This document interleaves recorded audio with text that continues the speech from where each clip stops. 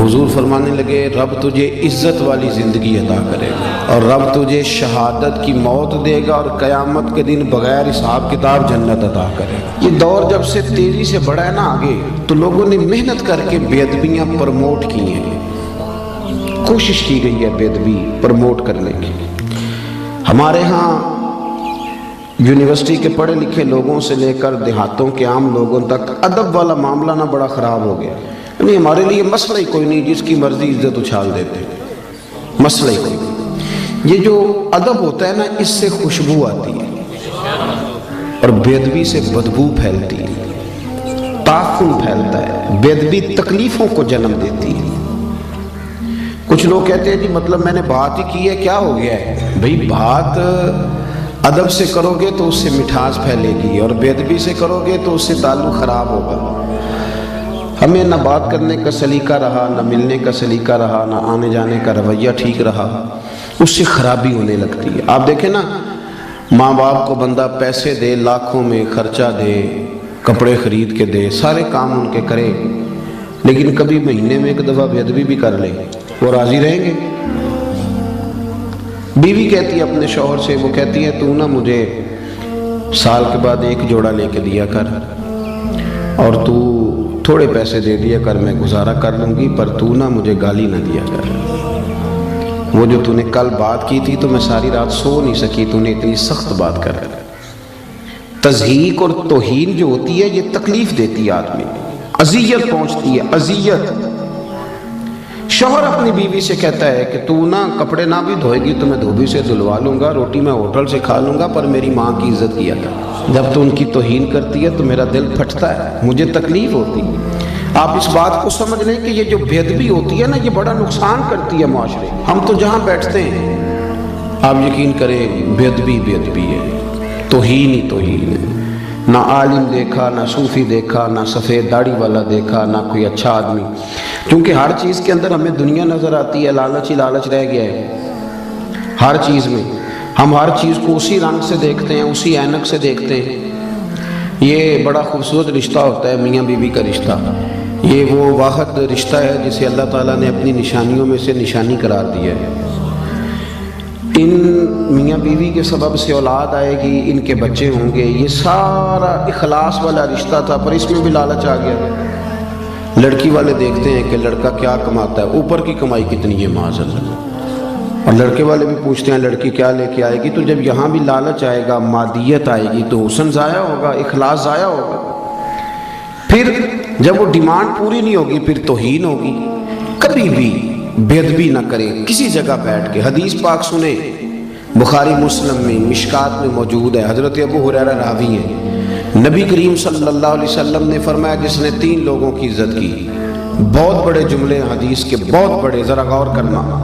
حضور فرماتے ہیں جس نے 3 لوگوں کی عزت کی، سمجھے میں نے اپنے رب کی عزت کی۔ اللہ کرے آپ کو سمجھ آئے۔ دیکھیں حضور نے کتنی بڑی بات کر دی، فرمایا جس نے ان 3 کی عزت کی، سمجھے میں نے اپنے رب کی عزت کی۔ وہ 3 لوگ کون ہیں؟ تو حضور نے فرمایا جس نے سفید داڑھی والے مسلمان کی عزت کی، عالم نہیں، مفتی نہیں، صوفی نہیں، درویش نہیں، خالی مسلمان ہو، داڑھی سفید ہو۔ فرمایا جس نے سفید داڑھی والے مومن کی عزت کی، جس نے عدل کرنے والے بادشاہ کی عزت کی، اور حضور فرماتے جس نے قرآن پاک کے عالم کی عزت کی، وہ سمجھے میں نے اپنے رب کا احترام کیا ہے۔ لیکن ادب نہ کام تھوڑا مشکل ہے۔ یہ جو لوگ بہانے بناتے ہیں نا کہ آج کل کامل بندہ ہی کوئی نہیں، اچھا بندہ ہی، شریف آدمی کوئی نہیں، یہ اصل میں نا بیچارے مجبور ہیں، ان سے ادب ہوتا ہی نہیں۔ ادب اتنا آسان کام ہوتا تو پھر ابو جہل بھی نہ کر لیتا، عقل تو اسے بھی ساری تھی۔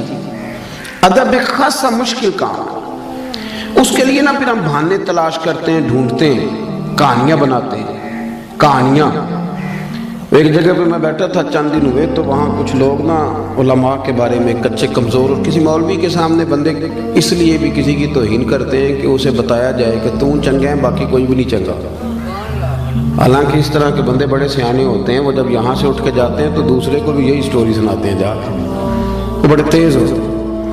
تو میں نے کہا یار چھوڑیں، آپ ایک بہترین عالم کے بارے میں اس طرح کی باتیں کیوں کر رہے ہیں؟ کہنے پیسے بڑے لیندہ جی، 40,000 روپیہ مانگتا ہے۔ تو میں کہ کیوں دیندے ہو؟ آپ مجھے ایک بات بتائیں، جو چیز مارکیٹ میں بکے نہ اس کا کوئی خریدار ہوتا ہے؟ बनती चीज़ तब है जब उसे कोई ख़रीदता है। हमने पहले मार्केटें बनाई हैं, बंदे ख़रीदने शुरू किए हैं, पैसे देने शुरू किए हैं, बंदे ख़राब किए हैं, फिर हमने तनकीद करनी शुरू कर दी। आप ना ख़रीदें वो माल खुद ब खुद नहीं बिकेगा, ख़रीदते हैं उसके बाद तौहीन करते हैं। तौहीन नहीं करें, इससे ताफुन पैदा होता है। ये नज़रिया ठीक नहीं। आप इकराम करें, एहतराम करें, अदब करें। अदब बड़ा हुस्न है, अदब बड़ा वक़ार है। अदब से इंसान के अखलाक का पता चलता है। अदब के साथ उसकी सीरत चमकती है। अदब के साथ बहुत सारी चीज़ें ऐसी होती हैं जो निखर के बाहर आती हैं। आप इकराम करें, आप एहतराम करें। हज़रत अबू दरदा रज़ी अल्लाह तआला अन्हु फरमाते हैं, नबी करीम सल्लल्लाहु अलैहि वसल्लम की बारगाह में हाजिर हुआ, सरकार दो आलम सल्लल्लाहु अलैहि वसल्लम के चेहरे पर मैंने कुछ नाराज़गी देखी। तो मैंने कहा हुजूर आप नाराज़ हैं? तो हुजूर ने फरमाया हाँ, मुझे तुम्हारे एक फेल ने नाराज़ किया है। तो हज़रत अबू दरदा कहते हैं मेरे तो पैरों तले ज़मीन ही निकल गई, हुजूर नाराज़ हो गए। तो मैंने अर्ज़ की या रसूल अल्लाह सल्लल्लाहु अलैहि वसल्लम मुझसे क्या गलती हुई? तो हुजूर ने फरमाया अबू दरदा आज तुम गली में चल रहे थे? या रसूल अल्लाह मैं चल रहा था। फरमाया अबू बकर सिद्दीक भी साथ थे? हुजूर वो भी साथ थे। फरमाया तुमने सोचा ही नहीं, तुम मेरे अबू बकर के आगे आगे चल रहे थे, तुमने ये गौर ही नहीं किया, तुम अबू बकर सिद्दीक को पुश्त करके चल रहे थे। और फिर हुजूर ने फरमाया अबू दरदा सुन लो, ना किसी पे सूरज गुलूब हुआ ना तुलू हुआ जो मेरे अबू बकर सिद्दीक से अफजल हो। अगर आप इकराम ही नहीं करते, आप एहतराम ही नहीं करते, आपका मिजाज ही नहीं, तो फिर देखे ना बात इतनी फैली है कि बंदे को बेचारे को मुंह धोने का पता नहीं, उसे लफ्ज़ भी सीधे नहीं बयान करने आते और वो तबसरा करता है सहाबा पर, अहले बैत पर। उन लोगों पर तबसरा करता है जिनके नाम भी वुज़ू करके लेने चाहिए। वो उनकी बात करता है जिनके बारे में इंसान को बड़ा सोच समझ के बात करनी चाहिए, बड़ा उसका लबो लहजा ठीक होना चाहिए, बड़ा दुरुस्त होना चाहिए। लेकिन हमारे यहाँ शिद्दत के साथ बेअदबी ने रिवाज पकड़ा है। और मैं बड़ी दर्द के साथ आपकी खिदमत में अर्ज़ करता हूँ कि अदब वाली जमात के अंदर बेअदब लोग पैदा होते जा रहे हैं।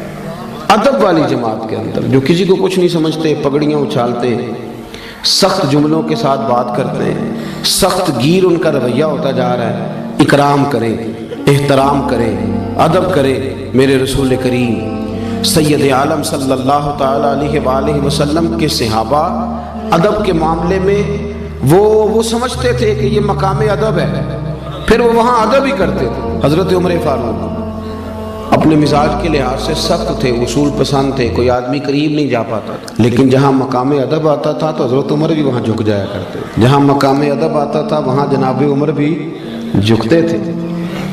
एक दिन ना सहाबाए किराम ने मस्जिद में बैठ के ये मीटिंग की कि यार हज़रत नबी रहमत अलैहिस्सलाम के ज़माने मुबारक में तो बज़ाहिर गुर्बत थी, हज़रत अबू बकर सिद्दीक़ के दौर में भी इस्लाम पर ज़्यादा वुसअत नहीं हुई थी। अब तो अल्लाह ने खोल दिया बड़ा कुछ, अब तो लाखों का माल आ रहा है, बेहिसाब दिनार आ रहे हैं। पर उमर फारूक का कुर्ता वही फटा पुराना, आपको पता है ना, पैसे आ जाए तो बाल भी मशवरा देने लग पेंदे के बाद ही दौर बदल गया है।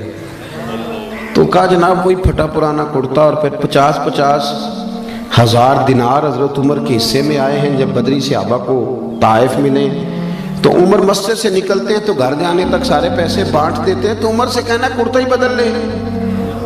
ये मस्जिद में मीटिंग हो गई, तय हो गया, कहना है जी कहना है, कहना चाहिए, कहना चाहिए। एक सहाबी बोले, कहने लगे कहना तो चाहिए पर वो शेर भी बताओ जो उमर से बात करेगा, कोई बंदा जो हज़रत उमर से बात करे वो भी बताएं। तो सहाबा कहने लगे एक बंदा है, वो कहेंगे तो उमर मान जाएंगे। वो कौन है? कहा मौला अली शेर खुदा करमल्लाहु ताला वजहुल करीम। इनकी बड़ी कुर्बतें हैं आपस में, बड़ा प्यार है। अली कहेंगे तो उमर मान जाएंगे।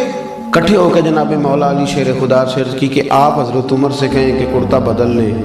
हज़रत अली कहने लगे बात तुम्हारी ठीक है, और ये भी ठीक है कि उमर मेरा बड़ा हया करते हैं, और ये भी ठीक है कि जैसे मैं कहूँगा वैसे वो कर लेंगे। पर कोई और बात होती तो मैं कह देता, ये वाली बात मैंने भी कोई नहीं कहनी। ये मैं उमर की तबीयत को, मिजाज को, उनकी मैं जानता हूँ, रूह की ग़िज़ा क्या है, ये नहीं मैंने बात करना। उन्होंने कहा जी फिर क्या मतलब हुआ कि उमर फारूक से कोई बात कर ही नहीं सकता? तो हज़रत अली कहने लगे ऐसी भी बात कोई नहीं, मैं तुम्हें एक हस्ती बताता हूँ, वो जैसे कहेंगी उमर वैसे करेंगे। कहा वो कौन? تو جناب علی کہنے لگے سیدہ عائشہ صدیقہ۔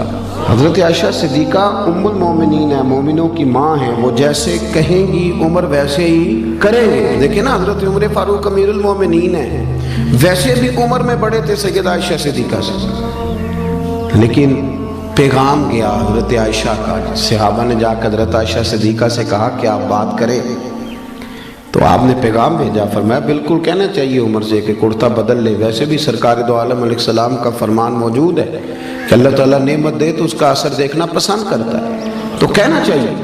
کہتے ہیں جناب عائشہ صدیقہ رضی اللہ تعالیٰ عنہ نے پیغام بھیجا حضرت عمر کو۔ کیسر و کسرا کے بادشاہ بلاتے تھے تو فرماتے تھے جاؤ دوڑ جاؤ، میرے پاس ٹائم نہیں۔ لیکن جناب عائشہ صدیقہ کا جب پیغام گیا تو حضرت عمر نے 1 منٹ نہیں لگایا۔ تو یار ضروری ہے کہ ہر جگہ گردن اکڑ کے بندہ چلے، 1 منٹ میں پہنچے۔ حضرت انس بن مالک کہتے ہیں میں دیکھ رہا تھا پردے کے پیچھے اتحیات کی حالت میں بیٹھ کر، اور کہنے لگے اماں جی حکم ہو میرے لیے، حکم ہو مجھے فرمایا جائے، میں حاضر ہو، میں نے دیر تو نہیں کی۔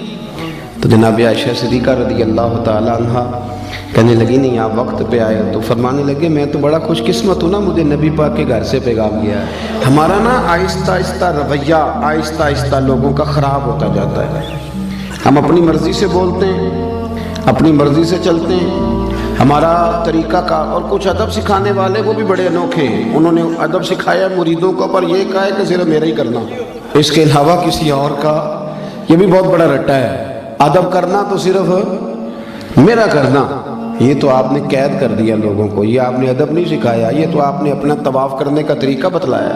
حضرت عمر فاروق حاضر خدمت ہیں، اتحیات کی حالت میں بیٹھے ہیں۔ جناب عائشہ صدیقہ رضی اللہ تعالی عنہ فرمانے لگی اے عمر فاروق، صحابہ کی خواہش ہے کہ آپ نیا کرتا پہنیں، بڑے بڑے سفیر وزیر آپ سے ملنے آتے ہیں۔ تو حضرت عمر نے گردن جھکا دی کہ اماں جی جیسے حکم ہوگا میں کروں گا، آپ حکم کریں میں کرتا ہوں۔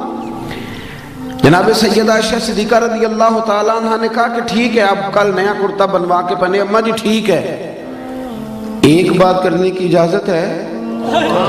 تو جناب عائشہ صدیقہ رضی اللہ تعالیٰ عنہ فرمانے لگے کیجئے۔ تو حضرت عمر فرمانے لگے اماں جی یہ جو میں نے کرتا پہنا ہوا ہے نا جس کو پیوند لگے ہوئے ہیں، یہ میں حضور کے زمانے میں بھی پہنتا تھا، یہ میں ابو بکر صدیق کے زمانے میں بھی پہنتا تھا، میں اسی حال میں ان کے ساتھ رہا، میں نے اسی طرح ان کے ساتھ وقت گزارا، یہی میرا انداز رہا، اور اسی طرح ہم اکٹھے بیٹھتے تھے۔ یہ میری یادیں ہیں، یہ میرا رنگ ہے، یہ میرا اصل ہے۔ اور کچا رنگ للاری والا جڑا چڑھدا لیندا رہندا، اے عشق تیرے دا رنگ محمد چڑھ جائے پھر نہیں لیندا، یہ میرا اصل ہے۔ اگر مجھے اجازت دے دی جائے تو نظر ایک ویسے کروں گا میں وہی جو آپ حکم کریں گی۔ جناب عائشہ نے جب یہ بات سنی تو رو پڑی، پلو بھیگ گیا آنسوؤں سے، کہنے لگی عمر آپ جائیں جیسے آپ کا دل کرے آپ کریں، پر ایک بات میری سمجھ میں آ گئی ہے، رب نے آپ کو بڑا ہی ادب ادا کیا ہے، آپ بڑے اکرام والے۔ آپ یقین کریں وہ جن لوگوں کا بڑا دعویٰ ہے نا ادب کرنے کا، ان کے بھی جملوں سے ادب نظر آتا ہے، عمل سے ادب نظر نہیں آتا۔ وہ پہلے اینک لگاتے ہیں اچھی طرح تنقید کی، اچھی طرح اوپر سے لے کر نیچے تک بندہ پرکھتے ہیں کہ اگر کوئی کمزوری نظر آ گئی ہے تو پہلے میں بچ جاؤں، قریب نہ مجھے جانا پڑے، میں تنقید کروں، پہلے وہ اینک لگاتے ہیں۔ اور پھر بھی اگر کوئی ان کی پہنچ پہ پورا اتر ہی آئے تو پھر بھی جو ان کا انداز ہے وہ انداز بتاتا نہیں کہ ان کے اندر ادب ہے، تھوڑا سا ترک ہوتا ہے، تھوڑی احتیاط ہوتی ہے، تھوڑا ایک سلیقہ ہوتا ہے، اور بات کرنے میں، چلنے میں، اٹھنے میں۔ حضرت امام مالک رحمۃ اللہ تعالیٰ علیہ کے دروازے پہ کوئی آ کے دستک دیتا تو آپ فرماتے جب پوچھو کو فقہی مسئلہ پوچھنے آیا یا حدیث پاک سننے آیا ہے؟ تو لوگ جا کے پوچھتے عرض کرتے حضور، وہ کہتا ہے میں نے نبی پاک علیہ السلام کی حدیث سننی ہے۔ تو امام مالک اٹھتے، پہلے غسل کرتے، پھر جبہ پہنتے، پھر امامہ باندھتے، پھر خوشبو لگاتے، پھر ایک بندہ سامنے بیٹھا، آپ ذرا غور کریں، ایک بندہ سامنے بیٹھا حدیث پوچھنے آیا ہے تو امام صاحب اس کے ساتھ نہیں بیٹھتے تھے بلکہ ممبر پہ بیٹھتے تھے، بن سنور کے سج کے ممبر پہ بیٹھتے تھے، اور پھر کہتے تھے اب میں تمہیں رسول اللہ کی حدیث سناتا ہوں، اب میں تمہیں حدیث سناتا ہوں، یہ حدیث کا ادب ہے، یہ اس کا اکرام ہے، یہ اس کی تعظیم ہے۔ اپنی طبیعت میں ادب لائیں، بات کریں تو ذرا سنبھل کر، گفتگو کریں تو ذرا سوچ کر، جب آپ کسی کا اکرام کرتے ہیں، جب آپ کسی کا احترام کرتے ہیں. حضرت خواجہ نظام الدین صاحب محبوب الہی رحمۃ اللہ علیہ سے آ کے ایک شخص نے کہا حضرت صاحب میرا پیر کامل نہیں، میں نے آپ سے بیعت کرنی ہے. تو آپ فرمانے لگے تجھے کیسے پتا چلا وہ کامل نہیں؟ کامل کا پتہ بھی تو کسی کامل کو چلتا ہے نا. پہلے تو نے یہ دعویٰ کیا ہے کہ میں کامل ہوں، اس لیے تو پتہ چلا نا. آپ فرمانے لگے کچھ شرعی قباحت. کہنے لگا جی نہیں، شریعت میں تو کوئی ایسا مسئلہ نہیں، شریعت کے دائروں پر پورے اترتے ہیں. تو خواجہ نظام الدین صاحب محبوب الہی رحمۃ اللہ تعالیٰ علیہ ارشاد فرمانے لگے تو اللہ کی رضا کے لیے اسی کی خدمت کر اور اسی کا ادب کر. تو ادب کر، تو خدمت کر، کامل نہ ہوا نا تو اللہ تیرے خلوص کی برکت سے اسے کامل کر دے گا. لیکن بید بھی نہ کر، توہین نہ کر کبھی بھی. یہاں تو نا میں نے شروع میں کہا اہل حق بھی بٹ گئے. ہم اپنے ماننے والوں کو یہ تربیت کرتے ہیں کہ کسی اور کی تعظیم بالکل نہ کرنا، میری کرنا، اور بڑے بڑے بہانوں سے. یہ طریقہ درست نہیں. یہ تو آپ بے ادبی کو پروموٹ کر رہے ہیں. ادب کرے، اکرام کرے، ہمیں کیا لگے. ہم نے تو ادب کرنا ہے کہ بندہ نبی پاک کے مصلی پہ کھڑا ہے. ہم نے تو ادب کرنا ہے وہ نبی پاک کے ممبر پہ بیٹھا ہے. بندہ دیکھنا کوئی ضروری تو نہیں نا، نسبت دیکھنی ہے، نسبت دیکھنی ہے. نسبت وہ اب نا ایک اور بھی بحث ہونے لگی ہے، فلانا سید ہے اور فلانا سید ہے. میں کہ اللہ اللہ تیرے کو صاحب پوچھنا ہے بھی صاحب کر کے دس کیڑا ہے تو کیڑا نہیں. میرے اعلیٰ حضرت بریلوی رحمۃ اللہ نے لکھا ہے جو کہتا ہے نا میں سید ہوں اس کا ادب کرو، تمہیں اللہ ادب کرنے کا اجر عطا کرے گا. تمہیں بحث کرنے کی بھلا کیوں ضرورت پیش آئی؟ تم نے تھرمامیٹر پکڑا، لوگوں کو چیک کرتے پھرتے ہو. ادب کرے، اکرام کرے، اس سے آپ کا وقار بڑھے. حضرت خواجہ قمر الدین سیالوی رحمۃ اللہ، حضرت شیخ الاسلام رحمۃ اللہ نے پنڈی کے علاقے میں تشریف لے گئے تھے. تو وہاں ایک شاہ جی تھے، وہ بڑی خوبصورت تلاوت کرتے تھے، بڑا سونا قرآن شریف پڑھتے تھے. تو حضرت جب جاتے تھے تو ان کے پیچھے نماز پڑھتے تھے. بزرگ عالم تھے تو ان کے پیچھے نماز پڑھی. کچھ اور علماء بھی ساتھ تھے. ان کے پیچھے جب نماز پڑھی تو نماز کے بعد پتہ چلا کہ شاہ جی سے کوئی ایسی اہم غلطی ہو گئی ہے کہ نماز تو ہوئی ہی نہیں سرے سے. ہمارے بندے تو لقمہ دینے میں بھی 1 منٹ لگاتے ہیں، آپ کو پتہ ہے نا، 1 منٹ لگتا ہے لوگ اسی وقت لقمہ، بلکہ پتہ چل جائے صحیح کہ یہ غلطی ہے پھر تو خیر صلی اللہ مہربانی فرمائے. پھر تو نہ اور دیکھیں گے بزرگوں کا طریقہ تھا، اگر کوئی عالم کے اندر غلطی محسوس کرتے تھے تو پوچھتے تھے کہ یہ آپ نے کام کیا ہے، اس کی کیا حکمت تھی. لیکن وہ بعض بندے پا نہ پڑھی تھے. ہاں جی تسی تے بابا سیانے ہو، بڑی گلاں تانوں اگے بھی ہوندیاں نے. وہ فٹافٹ لقمہ 1 منٹ سے پہلے مینوں بھی پوچھ لیا جائے اور ٹھہر جا پہلے پوچھ تو لے، حکمت تو ذرا دیکھ لے. لیکن وہ جلدی ہے نا. مجھے یہ تھوڑا مرض ہے الرجی کا، پیروں پہ زیادہ ہے. میں کچھ سفر زیادہ کرتا ہوں تو تکلیف میں رہتا ہوں. میں نا ایک ٹانگ پچھا کے دوسری کھڑی کر کے روٹی نہیں کھا سکتا کیونکہ وہ سارے میرے پیر زخمی رہتے ہیں. تو میں ایک جگہ آلتی پالتی مار کے بیٹھ کے روٹی کھا رہا تھا تو ایک بندہ مجھے سبق درس دینے آ گیا. کہندا حضرت صاحب پھر کو ویکھے گا تے گلا کرے گا، سنت انج نہیں. میں کہ تبلیغ دا طریقہ بھی انج نہیں. آپ کو مجھ سے پوچھ تو لینا چاہیے تھا کہ جناب مسئلہ کیا ہے. آپ نے پوچھا ہی نہیں. آپ کو نہیں پتا کہ قرآن پاک نے کہا ادعو الی سبیل ربک بالحکمہ، جب کسی کو دین کی دعوت دو تو دانائی کے ساتھ دو. آپ پہلے پوچھ تو لیتے، آپ نے تو فٹافٹ جلدی کر دی. اور میں نے موزے اتار کے دکھایا تو کہنے لگا جی میں معذرت چاہنا. تو میں کہ جی گل تو پہلو سوچ دو تے پھر ذرا تیرے لیے تھوڑی آسانی ہوتی. لیکن ہم اس طرف جانے کو تیار.